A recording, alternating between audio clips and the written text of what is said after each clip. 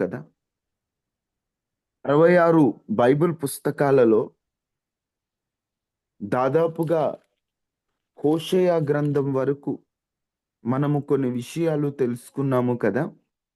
హోషేయ గ్రంథము తర్వాత హోషేయ ప్రవచన పుస్తకము తర్వాత వచ్చే ప్రవచన పుస్తకం ఏమిటి? యోవేలు.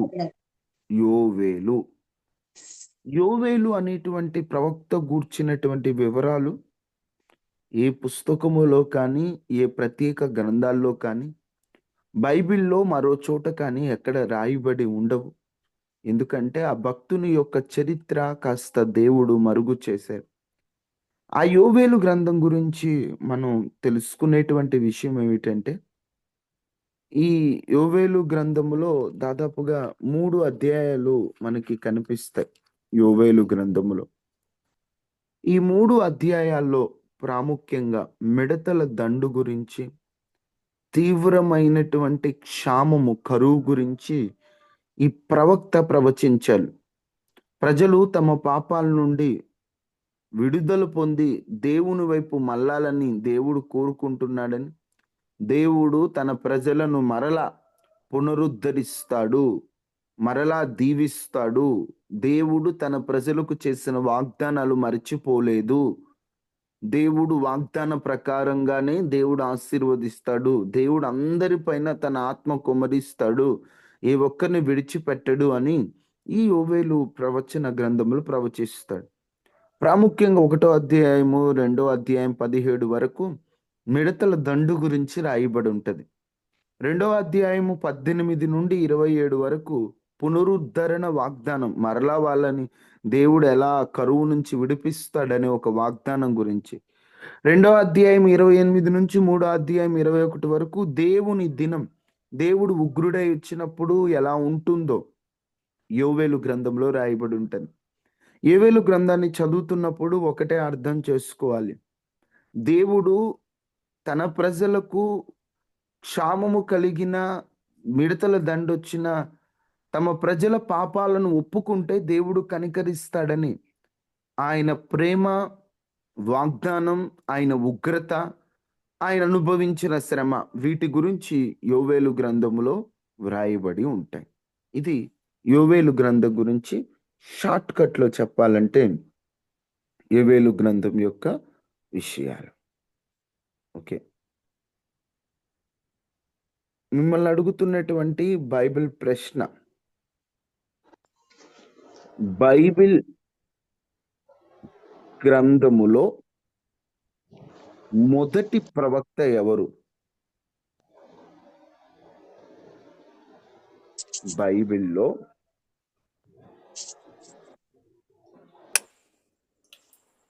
మొదటి ప్రవక్త ఎవరు?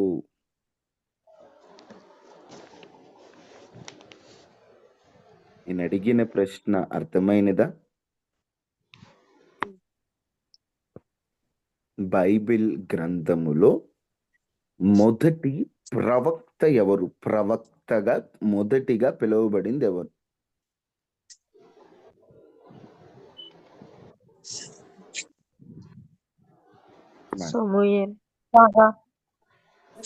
సమూయేలు రాంగ్ ఆన్సర్. మోషే గారు కంటే ముందే ఉన్నారు. వాస్తవంగా చెప్పాలంటే మొదట ప్రవచించిన వ్యక్తి ఒకరు, మొదట ప్రవక్తగా పిలువబడిన వారు ఒకరు. మొదట ప్రవచించింది, ప్రవచనం అని మొదట పలికింది ఎవరంటే, చూడండి, యూదా పత్రిక 1వ అధ్యాయము 14వ వచనం. బైబిల్లో మొదటిగా ప్రవచించినది యూదా పత్రిక 1:14. ఆదాము మొదలుకొని ఏడవ వాడైన హనోకు కూడా వీరిని గూర్చి ప్రవచించి ఇట్లా నేను. ఇప్పుడు చెప్పండి, మొదట బైబిల్లో ప్రవచనం చెప్పింది ఎవరు? హనోకు మొదట ప్రవచనం చెప్పాడు బైబిల్లో. ప్రవక్త అని పేరుని ఎవరిని పిలిచారంటే ఆదికాండము 20వ అధ్యాయము 7వ వచనం. ఆదికాండము 20వ అధ్యాయము 7వ వచనం.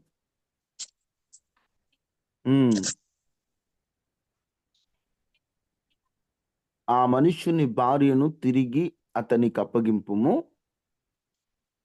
అతడు ప్రవక్త, అతడు నీ కొరకు ప్రార్థన చేయను. ఈ సందర్భం ప్రకారంగా ప్రవక్త అని పిలువబడింది ఎవరు? అబ్రహాము. అబ్రహాము. మొదట ప్రవచించింది ఎవరు? హనోకు. మొదట ప్రవక్తగా పిలువబడింది ఎవరు? అబ్రహాము. మరలా ఈ ప్రశ్నకు జవాబు చెప్పాలి. మొదట ప్రవచించింది ఎవరమ్మా? హనోకు. మొదట ప్రవక్తగా పిలువబడింది ఎవరు? అబ్రహాం గారు. Very good. ఇక ఆలస్యం చేయకుండా చిన్న ప్రార్థన చేసుకొని వాక్యంలోకి వెళ్ళిపోదాం. అందరూ తలలు వంచండి, ప్రార్థన చేసుకుందాం. మహాపరిశుద్ధుడా, మహోన్నతుడా, దయగలిగిన తండ్రి, కృపా సత్య సంపన్నుడా, కృప కలిగిన దేవా, ఉన్నతుడా, సజీవుడా, నీకు వందనాలు. మాట్లాడే దేవుడవు నీవు అయ్యా. నీ మాటలు ధ్యానిస్తుండగా మాతో సూటిగా స్పష్టంగా మీరు మాట్లాడండి. నీ వాక్యము శక్తి కలిగింది, నీ వాక్యము బలం ఇవ్వగలిగింది. అటువంటి నీ మాటతో మాతో సూటిగా స్పష్టంగా మీరు మాట్లాడి మమ్ములను బలపరచమని యేసు శక్తి కలిగిన నామములో అడిగి వేడుకొని ఉన్నాము తండ్రి. ఆమేన్. ఆమేన్. ఆమేన్. ఆమేన్. గత కొన్ని రోజుల నుండి ఓ క్రైస్తవుడు నిరీక్షణ కలిగి ఉండాలి. నిరీక్షణ అంటే ధైర్యంతో, నమ్మకంతో దేవుని కొరకు ఎదురు చూస్తూ ఉండటం.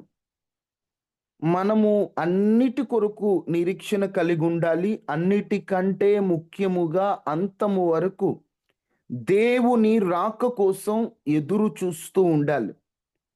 6 విషయాలు నిన్నటి వరకు చెప్పాను. దేవుని రాకడు కొరకు ఎందుకు ఎదురు చూడాలి? ఈ పూట మీతో పంచుకునేటువంటి విషయం ఏమిటంటే, ఒక చిన్న సందర్భాన్ని మీకు అర్థమయ్యేటట్లుగా ఆ సందర్భాన్ని దేవుని రాజ్యానికి రిలేట్ చేసి, అంటే సంబంధాన్ని చేసి, వాటికి సంబంధించిన కొన్ని మాటలు మనం ధ్యానం చేద్దాం. కొంచెం తికమకగా ఉన్న ప్రారంభములో మీరు వినే కొద్దీ మీకు అర్థమవుతుంది. చదవండి. మనం ఈ మధ్యనే చదువుకున్నాం ఆ మాట. ఫిలిప్పీలకు రాసిన పత్రిక 3వ అధ్యాయము 20వ వచనం.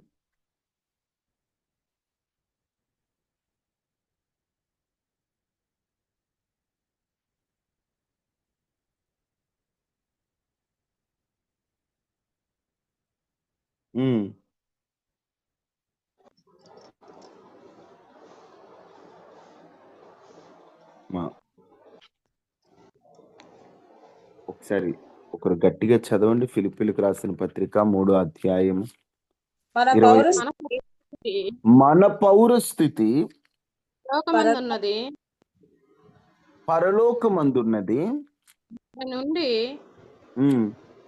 ప్రభువైన యేసుక్రీస్తు అనే రక్షకుని నిమిత్తము కనిపెట్టుకొని ఉన్నాము. ప్రభువైన యేసుక్రీస్తు అనే రక్షకుని నిమిత్తము కనిపెట్టుకొని ఉన్నాము. మీకు అర్థమయ్యేటట్లు చెప్పాలంటే, ఇక్కడ పౌలు గారు మన పౌరస్థితి పరలోకమందున్నది అన్నాడు. పౌరస్థితి, సిటిజన్షిప్ అంటే, పౌరస్థితి అంటే నేను ఏ దేశపు వాడినో ఆ దేశం నాకిచ్చేటువంటి ఆ దేశ సంబంధమైనటువంటి ఒక సిటిజన్షిప్నే పౌరస్థితి అంటారు. అచ్చమైన భాషలో చెప్పాలంటే, ఇప్పుడు ఆధార్ కార్డ్ అంటూ ఒకటి ఉంది మనకి. అమెరికా నుంచి ఒక వ్యక్తి భారతదేశానికి వస్తే ఆ వ్యక్తికి ఆధార్ కార్డు మన దేశంలో ఇస్తారా, ఇవ్వరా? కొంచెం జాగ్రత్తగా వినండి. అమెరికా నుండి ఒక వ్యక్తి భారతదేశానికి వస్తే ఆధార్ ఇవ్వరు. భారతదేశానికి సంబంధించిన ఆధార్ కార్డు మనకు ఎలా ఇచ్చారో ఒక అమెరికన్ కి ఆధార్ కార్డు ఇస్తారా ఇవ్వరా? ఇవ్వరు. ఎందుకు ఇవ్వరు? వాళ్ళు అవుట్ అక్కడ ఆఫ్ పుట్టారు కంట్రీ కదా. కాబట్టి అక్కడే వాళ్ళకి చదువుతారు. వాళ్ళకి మన దేశం యొక్క సిటిజన్షిప్ లేదు. లేదు. మన దేశ హక్కులు వారికి చెందవు. వాళ్ళకి మన దేశ సంపద వారికి చెందదు. ఆధార్ కార్డు ఉంటే స్త్రీలకి ఫ్రీ బస్. అదే పక్క రాష్ట్రం నుంచి ఆడవాళ్ళు ఈ రాష్ట్రానికి వచ్చారనుకోండి, ఇప్పుడు తెలంగాణ వాళ్ళు ఆంధ్రాకి వచ్చారనుకోండి, మొన్నటికి మొన్న మీకు అర్థం అవడానికి చెప్తున్నాను. ఎందుకు చెప్తున్నాను మీకు ముందు మనమేమో యూత్ మీటింగ్ వచ్చాం కదా. ఉమ్. తెలంగాణ దాటి ఆంధ్రాకి వచ్చినప్పుడు బస్సు టికెట్ తీసుకున్నామయ్యా పైసలతో. తీసుకోండి. ఇప్పుడు మీకు అర్థం కావడానికి చెప్తున్నాను. తల్లిగారు చెప్పినట్టు ఇప్పుడు తల్లిగారు తెలంగాణలో ఉంటారు. తెలంగాణలో వారి జాబ్.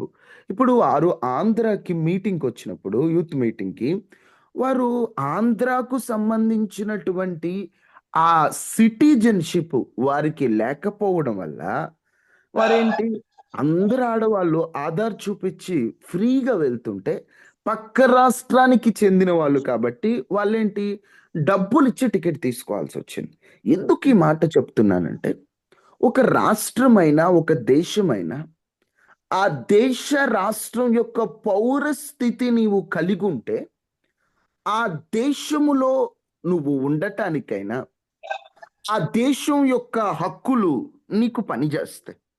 ఒకవేళ నీవు ఆ దేశమునకు చెందిన వాడివి కాకపోతే ఆ దేశ హక్కులు నీకు పనిచేయవు. అలాగునే పౌరస్థితి, మన పౌరస్థితి పరలోకమందున్నది అన్నాడు. మన పౌరస్థితి పరలోకమందుంటే ఇప్పుడు ఆ సిటిజన్షిప్ అక్కడుంది కదా. నీవు ఆ పరలోక పౌరస్థితిని పొందాలంటే ఈ లోకములో నీవు కొన్ని పనులు చేస్తే నీకు అక్కడ సిటిజన్షిప్ ఇస్తారు. కొంతమంది అమెరికాలో ఉండాలని మన దేశాన్ని వదిలిపెట్టి వెళ్ళిపోయిన తర్వాత కొన్ని సంవత్సరాలకు వాళ్ళు అక్కడే ఉంటే వాళ్ళకి కొన్ని పరీక్షలు పెట్టి వారు మా దేశానికి చెందిన వారని కొన్ని సంవత్సరాలకి వాళ్ళకి సిటిజన్షిప్ ఇస్తారు. వీరు మా దేశంకు చెందిన వారని ఒక పౌరసత్వాన్ని ఇస్తారు. గ్రీన్ టికెట్ ఇస్తారు. గ్రీన్ టికెట్ ఇస్తారు. ఓకే, వీళ్ళు మన దేశంలో ఉండొచ్చని. అలాగునే ఇప్పుడు పరలోకములో దేవుడు మనకి పౌరస్థితి ఇవ్వాలనుకుంటున్నాడు. పరలోకములో మనం పౌరస్థితి పొందాలంటే, పరలోకంలో మనం అర్హులుగా మార్చబడాలంటే మనము ఈ లోకములో కొన్ని పనులు చేయాలి. ఈ లోకంలో కొన్ని పనులు చేస్తేనే పరలోకంలో నీకు పౌరస్థితి, సిటిజన్షిప్.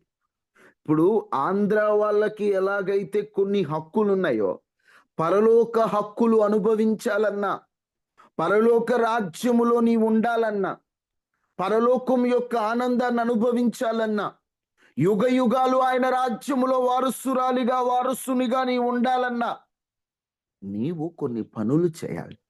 అప్పుడే నీకు పరలోకం యొక్క పౌరస్థితి ఇస్తారు.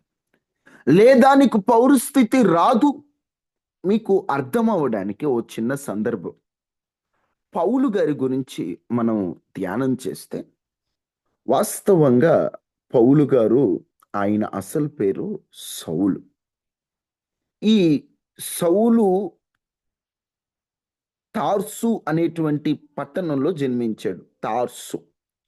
వాస్తవంగా పౌలు గారు బెన్యామీను గోత్రంలో జన్మించాడు. బెన్యామీనీయులు యూదులను కలిపి ఏమంటారని చెప్పాను? యూదులు అంటారని మీకు చాలాసార్లు చెప్పాను. మొత్తం 12 గోత్రాలలో బెన్యామీను గోత్రాన్ని యూదా గోత్రాన్ని కలిపి యూదులు అంటారు. మిగతా 10 గోత్రాలని ఇజ్రాయేలీయులు అంటారు. ఇప్పుడు బెన్యామీను గోత్రంలో పౌలు గారు పుట్టడం వల్ల పౌలు గారు ఏమయ్యాడు చెప్పాలి. పౌలు గారు ఇప్పుడు ఏ జాతికి చెందినవాడయ్యాడు? యూదా జాతికి చెందినవాడయ్యాడు. అందుకని యూదా సాంప్రదాయ ప్రకారంగా వారు 8వ దినాన సున్నతి పొందుతారు యూదులు. అలాగున పౌలు గారు కూడా సున్నతి పొందారు. అతడు గమలీయేలు అనేటువంటి గొప్ప శాస్త్రి పాదాల దగ్గర విద్య అంతా నేర్చుకున్నాడు. పౌలు గారు పుట్టుకతో ఆయన యూదుడైనప్పటికీ ఇతనికి రోమా ప్రభుత్వము నుంచి పౌరస్థితి ఉన్నదంటే ఈయనకి. చూడండి ఒక్కసారి ఆ మాట. అపోస్తుల కార్యములు 22వ అధ్యాయం 25వ వచనం. ఈ లోక పౌరస్థితి మనకు అర్థమైతే అప్పుడు పరలోక పౌరస్థితి కూడా మనకు అర్థమవుతుంది. అపోస్తుల కార్యములు చదవండి. రాజులతో కట్టుకొంటున్నప్పుడు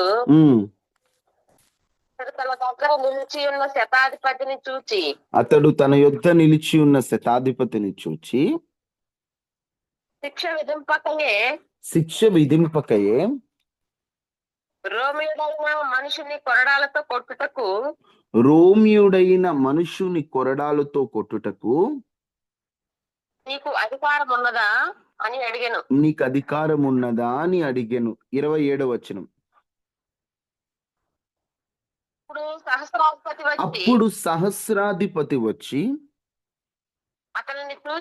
అతనిని చూచి నీవు రోమియుడువా అది నాతో చెప్పమనగా అతడు అవునని చెప్పెను.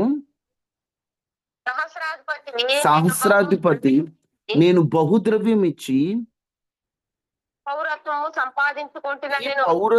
సంపాదించుకుంటున్నా నేను. అందుకు పౌలు నేనైతే పుట్టుకతోనే రోమియుడునా నేను. ఈ మాట చదివిన తర్వాత చాలా మందికి ఏం అర్థం కాదు. పౌలు గారేమో ఒక పత్రికలో నేను బెన్యామీను గోత్రంలో జన్మించిన వాడును, నేను యూదుడునని చెప్పేసి అని అన్నాడు కదా. వాస్తవంగా ఫిలిప్పి పత్రికలో అంటాడు, ఫిలిప్పి 3:5లో అంటాడు, నేను బెన్యామీను గోత్రంలో జన్మించాను అంటాడు కదా. అలాంటప్పుడు పుట్టుకతో రోమియుడు ఎలా అయ్యాడు అనేటువంటి ఒక కన్ఫ్యూజన్ చాలా మందికి ఉంటుంది. జాగ్రత్తగా వినండి. ఈ లోకములో అప్పటి కాలములో రోమా పౌరసత్వం పొందడం చాలా కష్టం. ఆనాటి కాలంలో రోమియులు చక్రవర్తులుగా ఉంటూ ప్రపంచాన్ని పరిపాలించేవారు. రాజులు అంటే దేశాన్ని పరిపాలించేవారు, చక్రవర్తులు అంటే ప్రపంచాన్ని పరిపాలించారు. అంటే అందరి మీద యుద్ధం చేసి వారే గెలిచి వారే చక్రవర్తుల్లాగా పరిపాలించారు. రోమా చక్రవర్తులు ఏలే కాలం అది. ఆ కాలములో అందరికంటే రోమా దేశం బాగా ధనికమైన దేశం. ఆ రోమా పౌరసత్వాన్ని పొందడం చాలా కష్టమట. రోమా పౌరసత్వం, మేము రోమియులము అనే ఒక పౌరసత్వం పొందడం చాలా కష్టం. ఒకవేళ రోమా పౌరసత్వాన్ని పొందాలంటే 3 కండిషన్స్ ఉంటాయి అక్కడ. రోమా పౌరసత్వాన్ని ఎవరైనా పొందాలంటే 3 కండిషన్స్. ఒకటి, డబ్బులు ఇచ్చి ఆ యొక్క పౌరసత్వాన్ని కొనుక్కోవాలి. విపరీతమైనటువంటి డబ్బులు ఇచ్చి, ఎక్కువ డబ్బులు ఇచ్చి ఆ పౌరసత్వాన్ని కొనుక్కోవాలి. ఎందుకంటే అది చాలా పవర్ఫుల్. బాగా ధనికమైనటువంటి వారు మాకు రోమా పౌరసత్వం కావాలి, మేము రోమా పౌరులుగా ఉండాలి, అప్పుడు కొన్ని హక్కులు మాకు ఉంటాయి అని చెప్పి వారు డబ్బులిచ్చి కొనుక్కునేటువంటి వారు. ఇంకా రోమా పౌరసత్వం పొందాలంటే ఆ వ్యక్తి పుట్టుకతోనే రోమియుడై ఉండాలి. పుట్టుకతోనే రోమియుడు అవ్వడం ద్వారా ఆ రోమా పౌరసత్వాన్ని ఆ వ్యక్తి పొందొచ్చు అన్నమాట. డబ్బులిచ్చి కొనాలి రోమా పౌరసత్వాన్ని, లేదా అతడు రోమియులలో అయినా పుట్టుండాలి.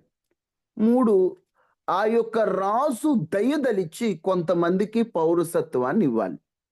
డబ్బులిచ్చి కొనాలి, పుట్టుకతో రోమియుడై ఉండాలి, లేదా రాజు గారు కొంతమంది మీద దయ చూపించి ఆ చక్రవర్తి అయినా రాజులైనా వారికి రోమా పౌరసత్వాన్ని ఇవ్వాలి.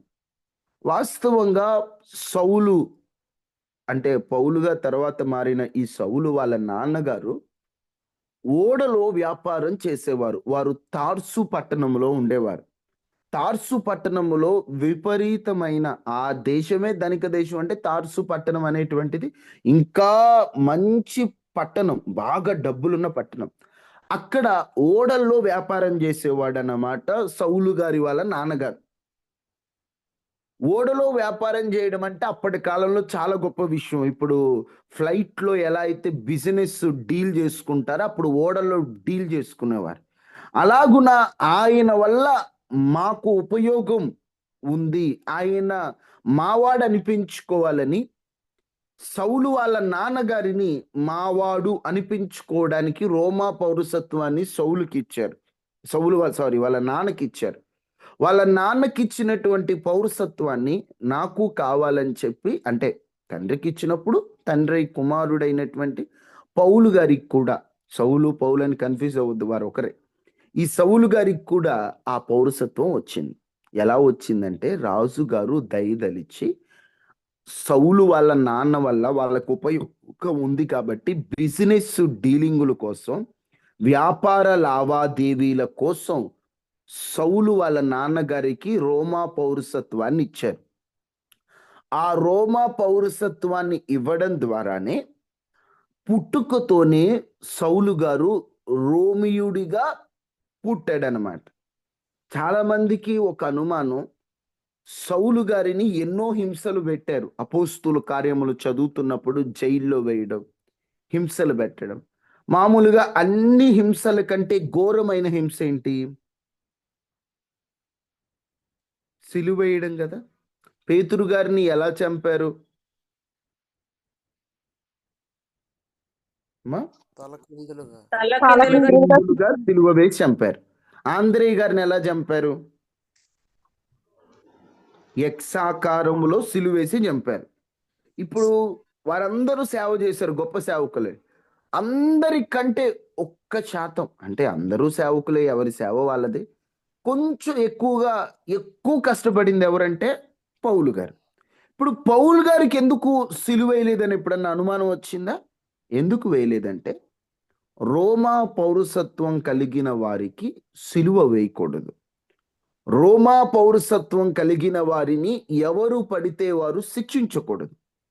రోమా పౌరసత్వం ఉన్నవారిని ఎవరైనా శిక్షించే అవకాశం ఉంటే వాళ్ళు డైరెక్ట్గా చక్రవర్తితోనే మాట్లాడొచ్చు, వారికి ఉంటుంది. ఇప్పుడు రోమియుడిగా ఆ పౌరసత్వాన్ని పొందిన వాడికి ఎవరైనా శిక్ష ఇస్తున్నారనుకో, డైరెక్ట్గా మెయిన్ సార్ దగ్గరికి వెళ్ళి, సార్ ఇది పరిస్థితి అని మాట్లాడుకోవచ్చు.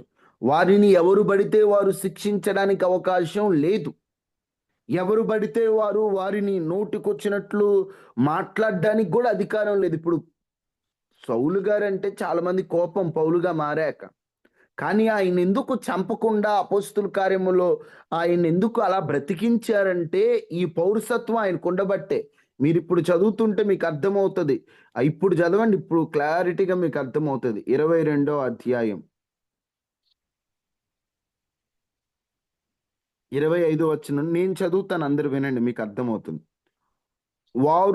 పౌలును వారులతో కట్టుచున్నప్పుడు అతడు తన దగ్గర నిలిచి ఉన్న శతాధిపతిని చూచి, పౌలు గారు అంటారు, శిక్ష విధింపకయే రోమియుడైన మనుషుని కొరడాలతో కొట్టుటకు మీకు అధికారం ఉందా?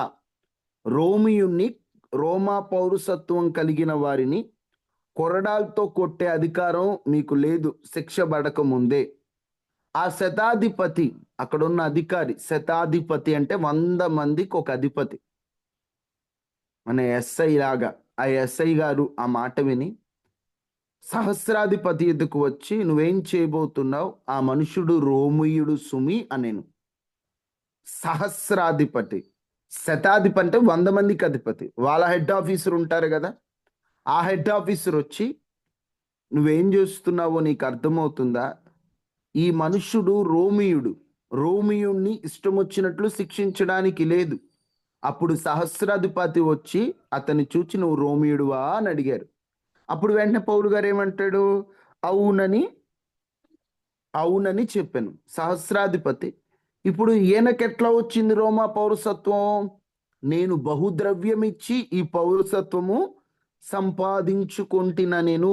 అందుకు పౌలు, నేనైతే పుట్టుకతోనే రోమియుడున నేను. కాబట్టి అతని విమర్శింపబోయిన వారు వెంటనే అతన్ని విడిచిపెట్టిరి. మరియు అతడు రోమియుడని తెలుసుకున్నప్పుడు అతన్ని బంధించుటకు సహస్రాధిపతి కూడా భయపడెను. రోమా పౌరసత్వం ఎప్పుడైతే పౌలు గారికి ఉందని వారికి తెలిసిందో, పౌలు గారిని శిక్షించడానికి వారు ఏం చేశారు? భయపడ్డారు. అమ్మో, ఈ పౌరసత్వం కలిగిన వాడిని మనం ఏం చేయలేంరా, వీళ్ళ కండిషన్స్ మామూలుగా ఉండవు. పౌలు గారు రోమియుడా, మనకొద్దులేరా ఈ రోమియులతో గొడవ అని వారు అనుకున్నారట. ఈ రోజున ఈ మాటలు ఆలకిస్తున్న నీవు, ఈ లోకంలో గొప్పగా పిలువబడిన రోమా పౌరసత్వమే పౌలు గారికి అంత ఉపయోగపడితే, పరలోక పౌరసత్వాన్ని పొందడానికి మనం ఎంత కష్టపడాలి? పరలోక పౌరసత్వం మనకెంత ఉపయోగపడుతుంది? రోమా పౌరసత్వం పొందడానికి 3 కండిషన్స్ ఉంటాయని మీతో చెప్పాను. 1, రోమా పౌరసత్వం పొందాలంటే ధనం ఇచ్చి కొనుక్కోవాలి. అప్పుడు పౌరసత్వం వస్తుంది. దానికి సంబంధించినట్టే ఇప్పుడు పరలోక పౌరసత్వం మనం పొందాలంటే మనం కొనాలి. కానీ విచిత్రం ఏమిటంటే, మనము కొనడానికి మన దగ్గర ఏమీ లేదు. ధనం ఇద్దామా? దేవుడికి ధనం ఇచ్చేవాడు ఎవడు? మన దగ్గర ఏముంది దేవునికి ఇవ్వడానికి? అందుకని మనము కొనవలసింది పరలోక పౌరసత్వాన్ని. దేవుడు ఏం చేశాడట చూడండి, ఒక్కసారి బైబిల్ తెరచి, ప్రతి ఒక్కరు మీ బైబిల్ తెరచి ఒక్క మాట.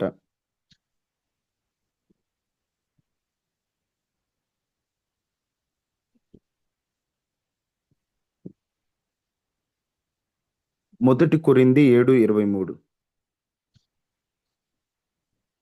మొదటి కొరింథీ 7:23. మీరు విలువ పెట్టి కొనబడిన వారు గనుక మనుషులకు దాసులు కాకుడి. దేవుడట విలువైనటువంటి తన ప్రాణాన్ని పెట్టి మనల్ని కొన్నాడట, తన రక్తాన్ని పెట్టి మనల్ని కొన్నాడట. ఇప్పుడు రోమా పౌరసత్వాన్ని సంపాదించాలంటే ద్రవ్యాన్ని ఇవ్వాలి, డబ్బునిచ్చి కొనాలి. పరలోక పౌరసత్వం మనకివ్వడానికి యేసు ప్రభు ఏం చేశాడట? ప్రాణాన్నే పెట్టాడట. ఆయన విలువైన తన ప్రాణాన్ని పెట్టి మనల్ని కొని తన రాజ్యానికి మనల్ని వారసులుగా చేశారు. ఎవరైతే యేసుక్రీస్తుని అనుసరిస్తారో, ఎవరైతే యేసుక్రీస్తుని సొంత రక్షకునిగా అంగీకరిస్తారో వారందరికీ పరలోక రాజ్యం ఉంటుందమ్మా. వారందరూ పరలోక రాజ్యంలోకి వెళ్ళొచ్చు. పరలోక రాజ్యమునకు వెళ్ళేటువంటి ఆ గొప్ప అవకాశాన్ని దేవుడు ఇచ్చాడు. ఈ లోక పౌరసత్వం కొనడానికి అంత డబ్బును వారు పెడితే మనం అంటూ ఏమీ పెట్టలేదు. ఆయనే ఎదురు మన కోసం ప్రాణం పెట్టి తన రాజ్యాన్ని మనకిస్తున్నాడండి. ఈరోజు ఆ పౌరస్థితిని పొందుకోవాలంటే నువ్వు యేసు ప్రభువుని అనుసరించాలి. ఎప్పుడైతే యేసు ప్రభువును అనుసరిస్తావో ఆ రాజ్య పౌరస్థితి నువ్వు పొందగలవు. ఈ రోజున నీ పరిస్థితి ఎలా ఉంది? నువ్వు పరలోక పౌరస్థితి కొరకు పోరాడుతున్నావా? ఈ లోకంలో ఆధార్ కార్డు నీకు లేకపోతే వెంటనే ఆఫీసులకు తిరిగి ఈ ఆఫీస్కి తిరిగి ఆధార్ కార్డు వచ్చేంత వరకు నువ్వు ఒప్పుకోవే. అలాంటిది పరలోకం యొక్క పౌరస్థితి నువ్వు పొందాలంటే నువ్వు పెద్ద కష్టపడాల్సింది ఏమీ లేదు. యేసు ప్రభువే అన్నీ చేసేసాడు. ఆయనే తన ప్రాణం పెట్టాడు, ఆయనే కొనేసాడు, అంతా అయిపోయింది. యేసుక్రీస్తు ప్రభు దగ్గర టికెట్లు ఉన్నాయి. నువ్వు వెళ్ళి టికెట్ తీసుకోవడమే చాలు. ఏంటా టికెట్? రక్షణ అనే టికెట్. ఆ రక్షణ నిజమైన రక్షణ. ఈరోజు రక్షణ పొందినట్లు భ్రమపడుతున్నారు, కానీ నిజమైన రక్షణ కరువైపోయింది. నిజమైన రక్షణ పొంది యేసు ప్రభువును అనుసరిస్తే నిన్ను డైరెక్ట్గా పరలోక పౌరసత్వాన్ని నీకు అనుగ్రహిస్తాడు ఆయన. పరలోక పౌరసత్వం పొందాలంటే 1 కొనాలి. ఏమెట్టి కొన్నాడు దేవుడు? తన ప్రాణం పెట్టి మనల్ని కొన్నాడు. 2 పరలోక పౌరసత్వం పొందాలంటే మనం ఏం చేయాలి? రోమా పౌరసత్వం పొందడానికి వాళ్ళు ఏం చేశారంటే, రోమా పౌరసత్వం పొందడానికి వారు చేసేటువంటి 2వ పని, వారు పుట్టుకతో రోమియులయ్యారు. పుట్టుకతో వారికి వచ్చింది. మనం కూడా ఏదో ఆయన దగ్గరికి వెళ్ళి నాకు రక్షణ ఇవ్వడం అంటూ కాదు. క్రొత్త జన్మ, క్రొత్త జన్మ.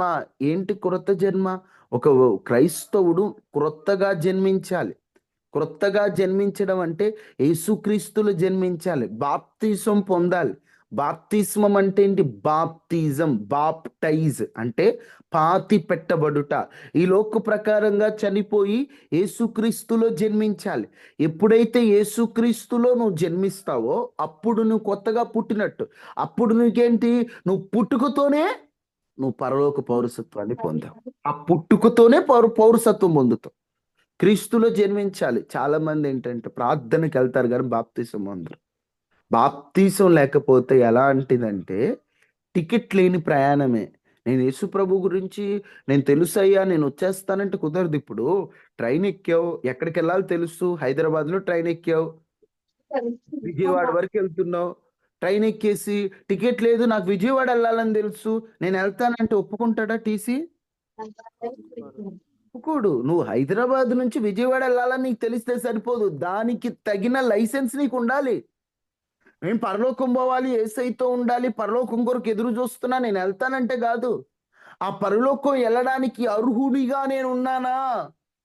అర్హత నేను ఏంటి అర్హత? కుల, మత, రంగు, ప్రాంతీయాలు కాదు అర్హత. యేసుక్రీస్తుని నమ్మి సొంత రక్షకునిగా అంగీకరించి ఆయన నామములో బాప్తిసం పొందిన వారే పరలోకం వెళ్ళడానికి అర్హులు. ఈరోజు అలా పుట్టారా? కొంతమంది ఇంకా పుట్టలేదు. బాప్తిసం పొందడానికి ఏవేవో కారణాలు చెప్తారు. పెళ్ళైతే తీసుకుంటాను, ఉద్యోగం వస్తే తీసుకుంటాను. రక్షణకి పెళ్లికి సంబంధం ఏంటి? నువ్వు ఇంకా రక్షణ పొంది పెళ్లి సంబంధాన్ని చూడయ్యా అంటే దేవుడు చూడ్డా? గర్భఫలం ఇచ్చాక బాప్తిసం పొందుతానంటాడు. గర్భఫలం ఇచ్చాక నువ్వు పొందేది గర్భఫలం అదే బాప్తిసం తీసుకుంటే ఇంకాస్త ప్రార్థన ఇంకా పెరుగుద్ది కదా. కార్యాలని రక్షణతో లింక్ చేశారంటే ఆ కార్యం జరగకపోతే నువ్వు రక్షణ పోగొట్టుకుంటావు. అందుకని పుట్టుకతో ఒక వ్యక్తి రోమియుడు ఎలా అవ్వాలో పుట్టుకతో క్రైస్తవుడు అంటే మా నాన్న క్రైస్తవుడు, మా తాత క్రైస్తవుడు, మా వాళ్ళు చర్చికి వెళ్ళే వాళ్ళు నేను క్రైస్తవునే అంటానికి లేదు. నీవు క్రొత్తగా జన్మిస్తేనే నువ్వు క్రైస్తవుడు అని పిలువబడాలంటే క్రీస్తును అనుసరించాలి, క్రీస్తులో జన్మించాలి. రోజున అలాగెవరైతే జన్మిస్తారో వారే పరలోక పౌరసత్వాన్ని పొందుతారు. 3, ఆ రోమా చక్రవర్తి రాజుల దయ ఎవరి మీద ఉంటే వారికి పౌరసత్వం. ఈరోజు దేవుని కృప మన మీద ఉంది కాబట్టి మనం ఆయనలోకి వచ్చాం. మన క్రియల చేత కాదు. మనలో ఏముంది? మంచి. మనం ఆయనను వెతుక్కుంటూ ఆయనే మనల్ని వెతుక్కుంటూ వచ్చారు. మనల్ని ఆయన వెతికి తన యొద్దకు చేర్చుకొని తన దయ చూపించి మనకు పరలోక పౌరసత్వం ఇస్తానంటున్నాడు. కృప చూపించాడు. మనం అందరం పాడతాం కదా, నీ వెదకి రాలేనని నా కోసం వచ్చావై. నువ్వు వెదకి రాలేవు, నీ వల్ల కావట్లా. అందుకే నీ కోసం దేవుడు ఎంతో కష్టపడి ఆయన వెదకి తన యొద్దకు చేర్చుకున్నాడు. ఈ రోజున నువ్వు ఆయన యొద్దకు వచ్చావు, నిన్ను వెతికి ఆయన పట్టుకున్నాడు. ఆయన దయ కృపని మీద చూపిస్తున్నాడు. కృపచేతనే మనం రక్షింపబడ్డాం. పత్రికలు ఎన్నోసార్లు అంటాడు కృపచేతనే మనం రక్షింపబడ్డాం. దేవుని దయ వల్లే మనం రక్షణ పొందాం. మన మంచితనం ఉందో మనం ఏదో మంచోళ్ళం దేవుడు అందుకే మనల్ని కోరుకున్నాడు అంటానికి లేదు. కృపచేతనే మనం రక్షణ పొందాం. ఈ రోజున ఈ మాటలు ఆలకిస్తున్నటువంటి నీవు నిజంగా పరలోక పౌరసత్వం పొందడానికి నువ్వు సిద్ధంగా ఉన్నావా? రేపటి నుంచి ఇంకా క్లుప్తంగా ఎవరు పరలోకానికి వెళ్తారనేటువంటి అంశాన్ని క్లుప్తంగా ధ్యానం చేద్దాం. మనం క్లారిటీగా బేసిక్ నుంచి ధ్యానం చేద్దాం. అసలు బాప్తిసం అంటే ఏంటి? రక్షణ అంటే ఏంటి? బాప్తిసం ఎప్పుడు పొందాలి? బాప్తిసం ఎందుకు పొందాలి? ఇలాంటి విషయాలన్నీ కూడా మనం ధ్యానం చేస్తూ ఉంటాం. ఏదేమైనా మనందరం పరలోకంలోకి వెళ్ళాలి. ఈ లోకంలో మనం 70-80 ఏళ్ళు, పరలోకంలో యుగాలు ఉండాలి. నిత్య నరకానికి మనం వెళ్లకుండా ఉండాలంటే, పరలోక రాజ్యం వెళ్ళాలంటే ఏం చేయాలో మనం తెలుసుకోవాలి. ఈరోజు ప్రార్థనకు వెళ్ళినంత మాత్రాన పరలోకం వెళ్ళిపో, నీకు తెలియాలి కదా. రోజు మనిషి ఏంటంటే ప్రసంగాలు ఏదో వినేసి వెళ్ళిపోతున్నా, అట్లా కాదు, తెలుసుకోవాలి. ఎందుకు వెళ్ళాలి నేను పరలోకం? నీకు తెలియాలి కదా. పరలోకం పోవాలంటే ఎందుకు పోవాలి? ఎవరు పోతారు? పరలోకం ఎవరు వెళ్తారు అని కొందరిని అడిగితే రక్షణ పొందిన వాళ్ళు వెళ్తారు. ఇంకా ఎవరు వెళ్తారు? ఎవరు అర్హులు పరలోక రాజ్యానికి? తెలియదు కొంతమందికి. అలా తెలియకపోతే నష్టం ఏంటంటే మనకేం తెలియకుండా మనం ఏం చేస్తాం భక్తి? పరలోకం ఎవరు పోతారో తెలియకుండా నువ్వు ఏం చేస్తావు? ఆశ లేదా పరలోకం వెళ్ళాలని? ఉంది. ఉన్నప్పుడు ఏం చేస్తే నేను వెళ్తాననే ఆశ ఉండాలిగా. అట్లా ఆశ ఉండదు మనకి. పరలోకం వెళ్ళాలని ఆశ మాత్రం ఉంటుంది. ఏం చేస్తే వెళ్తామని ఆశ ఉండదు. తెలుసుకోవాలన్నది కొంతమందికి ఇలాంటి అంశాలంటే నచ్చవు. ఏదో ఏదో చెప్తున్నారులేంటి బ్రదర్ అనుకుంటారు. నిజంగా ఇలాంటివే మనం వినాలి. ఎందుకంటే ఎందుకు వెళ్ళాలో తెలియాలి కదా. ఎందుకు వెళ్ళాలో తెలిస్తే అప్పుడు తగినట్టు కష్టపడతావు. లేదా ఎవరు వెళ్తారో తెలిస్తే ఆ ఎవరిలో నువ్వు ఉంటావో లేదో నువ్వు గ్రహించగలుగుతావు. ఓహో ఇట్ట చేస్తే పరలోకం వెళ్తారా, నేను ఇలా చేయాలి అని ఇలాంటివి రాసుకుంటూ ప్రతి పాయింట్, ఓహో ఇట్లున్నోళ్ళు వెళ్తారా, యేసుక్రీస్తులో జన్మించాలా, బాప్తిసం పొందాలా, ఓహో ఇట్లా బ్రతకాలా, ఇదనవా అని తెలుసుకుంటే అప్పుడు నువ్వు దానికి తగ్గట్టు నేర్చుకొని మార్చుకొని సరిదిద్దుకొని ఆయన రాజ్యమునకే సిద్ధపడతావు. ఏం తెలుసుకోకుండా ఏమోలే అనుకుంటే ఎప్పుడో నీ రాకడో ఆయన రాకడో నీ పోకడో ఏదో ఒకటి జరుగుద్ది. కళ్ళు తెరిచి చూసేసరికి పాతాళంలో ఉంటావా? యుగ యుగాలు అగ్ని ఆరదు, పురుగు సావదు. ధనవంతుడు ఎలా ఇబ్బంది పడ్డాడో అలా ఇబ్బందులు పడాల్సి వస్తుంది. ఎందుకు ఆ బాధ?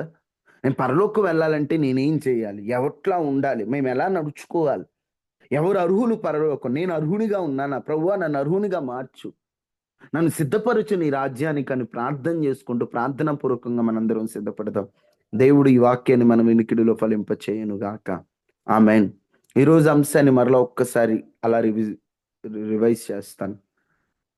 పౌలు గారు రోమా పౌరసత్వం పొందాడు. రోమా పౌరసత్వం పొందడం చాలా కష్టం. రోమా పౌరసత్వం ఉంది కాబట్టే పౌలు గారిని ఎవరు శిక్ష విధించలేకపోయారు. పౌలు గారంటే భయపడ్డారు. కాబట్టి బైబిల్లో ఉంటది, కాబట్టి క్రీస్తు యేసునందున్న వారికి ఏ శిక్షా విధి లేదు.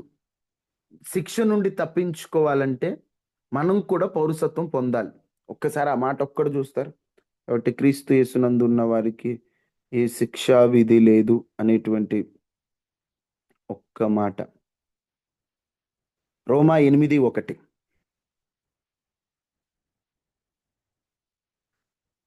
కాబట్టి ఇప్పుడు